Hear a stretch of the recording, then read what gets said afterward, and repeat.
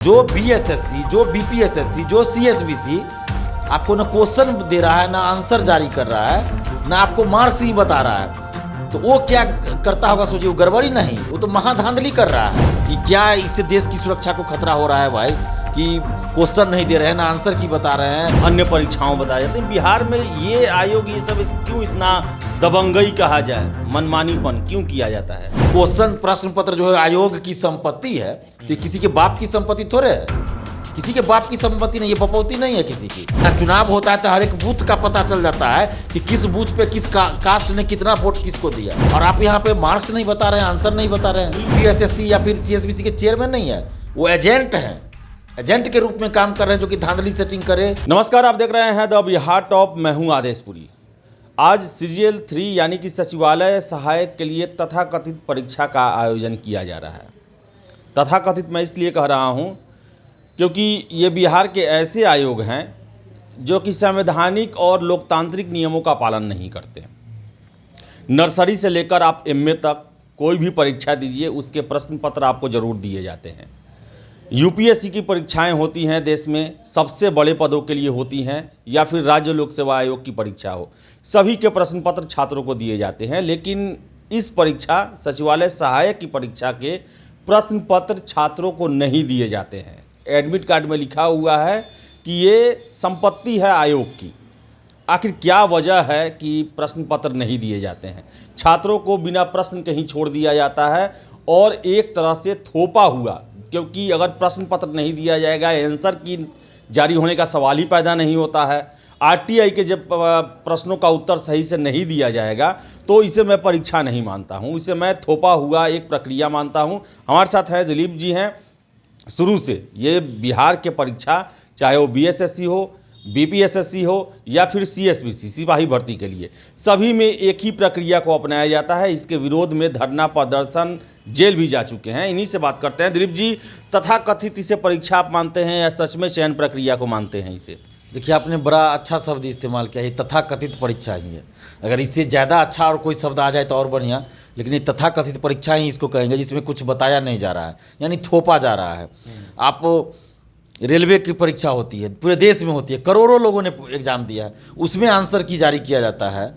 आप इसमें नहीं कर रहे हैं आंसर की, क्यों भाई? क्वेश्चन क्यों नहीं बता रहे हैं आप? मतलब क्या आपको आपत्ति है? ये तो एक तरह से समझिए कि इसमें तो पूरे विश्व के लोगों, यूनिवर्सिटीज़ के स्टूडेंट्स को आके रिसर्च करना चाहिए कि क्या इससे देश की सुरक्षा को खतरा हो रहा है भाई, कि क्वेश्चन नहीं दे रहे हैं, ना आंसर की बता रहे हैं, ना कट ऑफ बता रहे हैं, ना मार्क्स बता रहे हैं, तो ये परीक्षा ले क्यों रहे हैं भाई? मैट्रिक आप क्लास 1 से लेके आप देखिए, मैट्रिक, इंटर, ग्रेजुएशन जिसका भी एग्जाम होता है, क्वेश्चन दे दिया जाता है।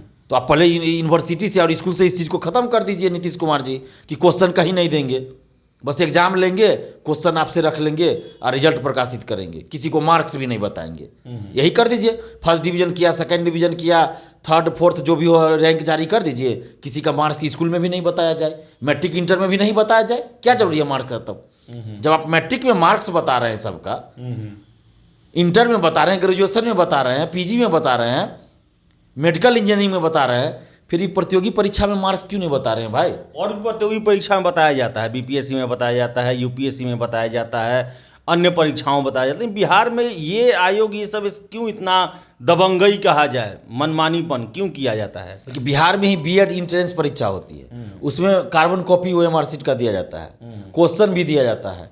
अभी BPSC ने देखिए कि OMR शीट ऑनलाइन जारी भी कर दिया, जारी किया। हालांकि उनको करना चाहिए एग्जाम के तुरंत बाद, लेकिन उन्होंने रिजल्ट के बाद जारी किया है। तो आगे से हम लोग ये मांग करते हैं BPSC से भी कि आप एग्जाम के तुरंत बाद ऑनलाइन जारी कीजिए। आप सबसे अच्छा होगा कि कार्बन कॉपी आप दे दीजिए। ऑनलाइन जारी करने से अच्छा है कि आप कार्बन कॉपी दीजिए ना, क्या दिक्कत है?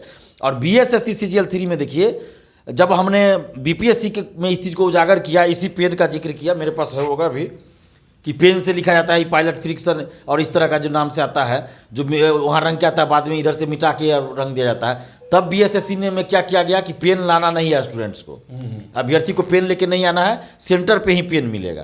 तो चलिए, एक अच्छा कदम है, लेकिन अभ्यर्थियों से भी हमने अपील किया कि आप नज़र भी रखिएगा कि सभी अभ्यर्थियों को जो है आपके आगे पीछे अगल बगल एक ही जैसा पेन मिला हो, ये नहीं कि कुछ खास लोगों को अलग से पेन दे दिया गया, ये भी हो सकता है ना। तो ये भी नज़र रखना है। लेकिन ये एक अच्छा कदम हम मान सकते हैं BSSC का, लेकिन आप पेन दे रहे हैं, आप लेकिन आप क्वेश्चन नहीं क्यों दे रहे हैं भाई? जबकि उसका पैसा भी छात्र जमा उसका किया। पैसा आप लेते हैं ना, क्वेश्चन तो हमारा हक बनता है। और ये जो कोई आयोग जो लिखता है, जैसे दरोगा बहाली में खास के लिखता है ये BAPSSC कि क्वेश्चन प्रश्न पत्र जो है आयोग की संपत्ति है, तो ये किसी के बाप की संपत्ति थोड़े है, किसी के बाप की संपत्ति नहीं, ये बपौती नहीं है किसी की।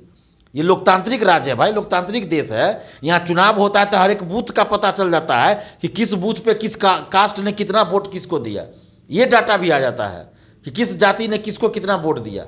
और आप यहाँ पे मार्क्स नहीं बता रहे हैं, आंसर नहीं बता रहे हैं। दिलीप जी एक चीज़ है, क्वेश्चन नहीं दे रहे हैं। Dilip ji BPSC question paper देता है, आंसर की जारी करता है, आपत्ति मांगता है, तब तो आप लोग का आरोप है कि 9 क्वेश्चन के आंसर गलत दिए गए। हालांकि कोर्ट में कल छात्र जो है हार गए केस ये, लेकिन आप लोग का आरोप रहता है। तो BSSC पर कितना विश्वास किया जा सकता है कि ये जो प्रश्न पूछ रहे हैं, जबकि प्रश्न पत्र दे ही नहीं रहे हैं, तो आंसर भी कुछ भी दे सकते हैं जब आंसर की जारी नहीं करना है तो। देखिए वही तो स्टूडेंट्स को भी अब समझना पड़ेगा कि जब BPSC आंसर की जारी करती है, वो भी एक नहीं 2 बार, उसके बाद 9 प्रश्नों का उत्तर गलत देके रिजल्ट दिया गया, जबकि दिख रहा है आंखों के सामने।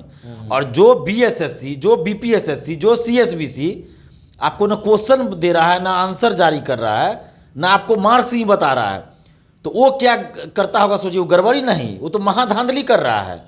वो तो समझिए कि 5% 10% जो है वो लक्की ड्रॉ की तरह हो जाता है कि लक्की लोगों का रिजल्ट हो जा रहा है मेरिट से। बाकी तो 80% 90% तो सेटिंग से ही हो रहा होगा। ये निश्चित है। जांच हो ना एक बार CBI जांच, इसलिए तो हम बार बार मांग करें कि आप CBI जांच एक बार करवाइए ना, जो धांधली सेटिंग हो रही है। लेकिन नहीं, सरकार नहीं करवा रही है और ना ही सरकारी पारदर्शिता पे कुछ कर रही है।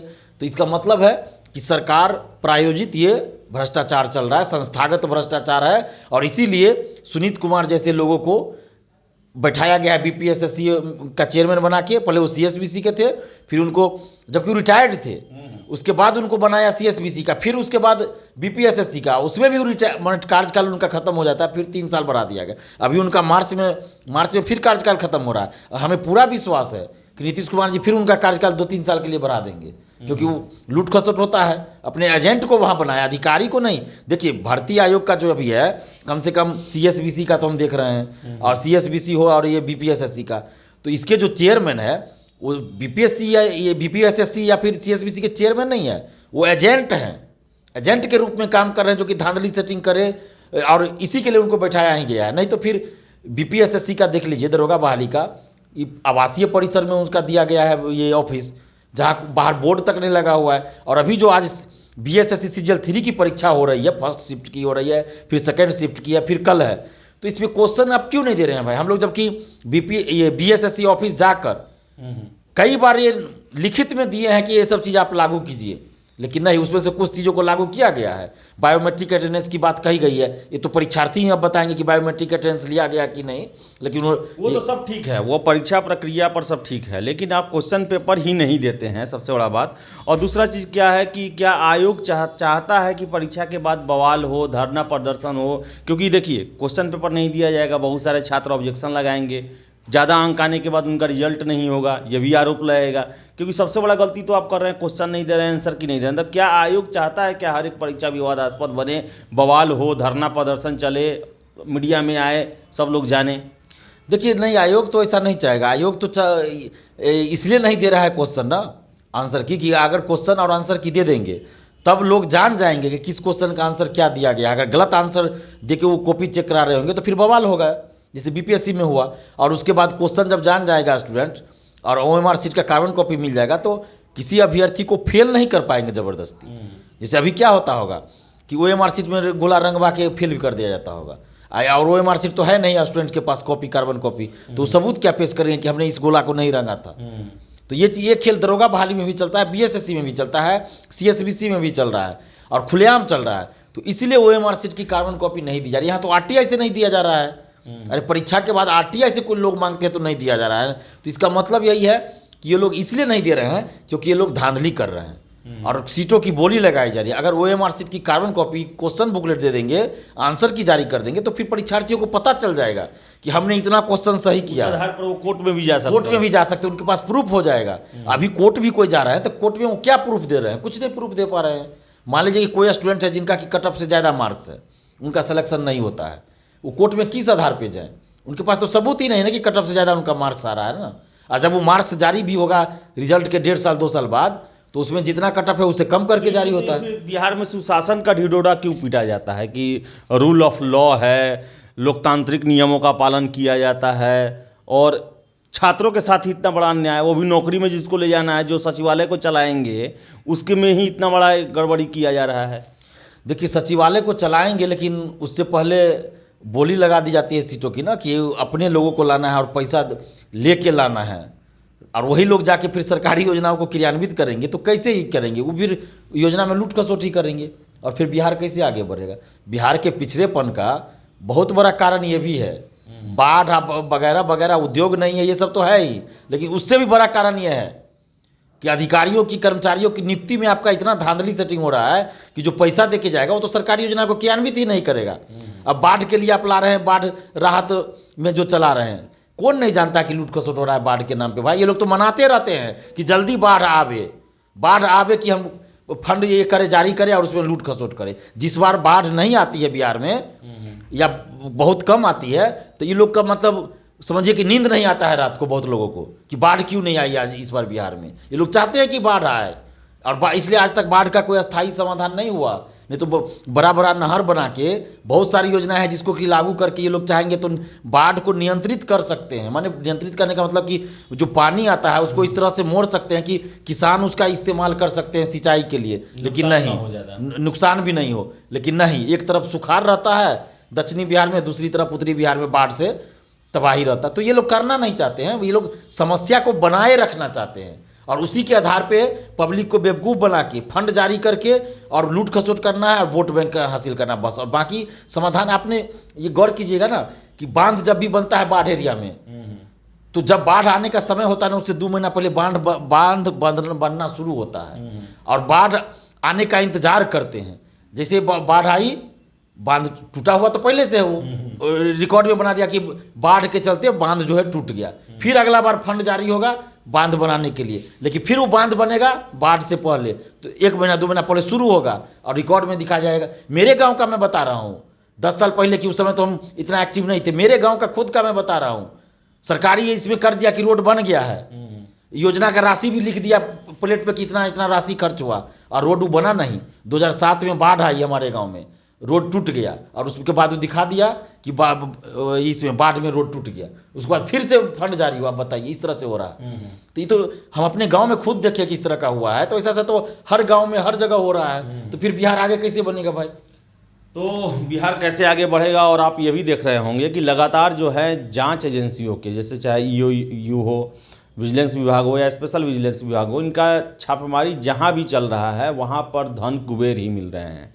तो ये साबित कर रहा है कि धांधली से अगर आप जाएंगे, धांधली से बहाली होगी, तो वो अपने जीवन भर उसी पैसे को बढ़ाने में लगे रहेंगे, यानी कि धन कुबेर बनने में लगे रहेंगे।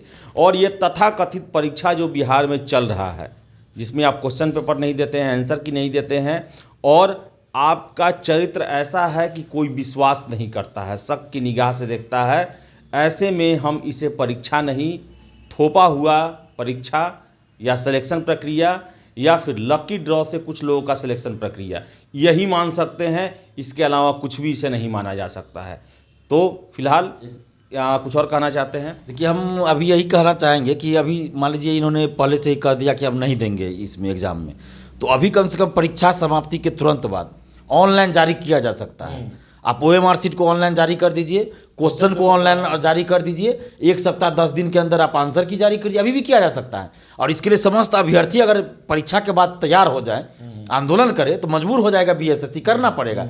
ये कोई बड़ी बात नहीं, रेलवे ने किया ना भाई, करोड़ों लोगों का उन्होंने जारी किया, तो BSSC क्यों नहीं कर सकती है? तो अभी अभ्यर्थियों को सोचना पड़ेगा कि क्या वो चाहते हैं कि OMR शीट जारी हो, ऑनलाइन जारी हो सकता है, क्वेश्चन बुकलेट ऑनलाइन जारी हो, आंसर की जारी हो, और कट ऑफ और सभी का मार्क्स जारी हो। और अभ्यर्थी से भी अभी अपील करेंगे कि आप सकारात्मक सोच के साथ आज और कल एग्जाम दीजिए। जिनका आज है आज, जो कल है, तो आप सकारात्मक सोच के साथ एग्जाम दीजिए, और इधर उधर की बातों पर अभी ध्यान मत दीजिए। हाँ, जहाँ कुछ गड़बड़ी आपको लगे सेंटर के अंदर या कहीं भी, तो ज़रूर पुलिस को या फिर हमें भी बताइए। लेकिन अभी आप सकारात्मक सोच के साथ एग्जाम दीजिए। जो भी स्टूडेंट्स ईमानदारी से अपनी मेरिट पे एग्जाम देने जा रहे हैं, उन सभी को हार्दिक शुभकामनाएं। आप अपने ईमानदारी से एग्ज़ाम दीजिए और अभी सकारात्मक सोच रखिए पूरी तरह। बाकी जहां धांधली सेटिंग या कुछ गड़बड़ी की बात है, हम लोग लड़ाई लड़ेंगे। परीक्षा के बाद आप लोग डिसाइड कीजिए कि ऑनलाइन जारी करवाने के लिए अगर आंदोलन होना चाहिए, अगर आप लोग कहिएगा तो हम करेंगे। तो आंदोलन जो है हो सकता है, और आयोग को कम से कम ये करना चाहिए कि कम से कम क्वेश्चन पेपर जो है वो अपने वेबसाइट पर डाल दे, आंसर की डाल दे और जितना इंडेक्स है उसको दे, वरना इस परीक्षा को हम लोग तथाकथित चयन प्रक्रिया ही कह सकते हैं, बाकी कुछ नहीं। फिलहाल इस वीडियो में इतना ही। बहुत बहुत धन्यवाद।